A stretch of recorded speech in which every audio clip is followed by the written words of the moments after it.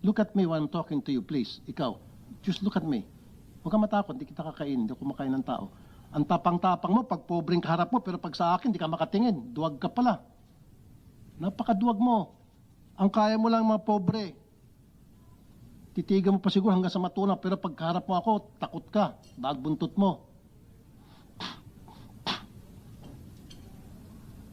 Subukan nyo gawin yun sa mga bahay ng mga mayaman. Hindi. Baka naratat na kayo. Nagagawa nyo yun sapagkat alam nyo walang kalaban-laban mga yan. And I have witnesses na dati nyo nang ginagawa pala yan. At kinukonsinti kayo na inyong chief of police. Pinasibak ko, ibinalik. Anong klaseng hustisya meron tayo sa Pilipinas? Pag pulis ang may kasalanan, binibaby-baby. Pero pag ordinaryong maliit na mamamayan natin,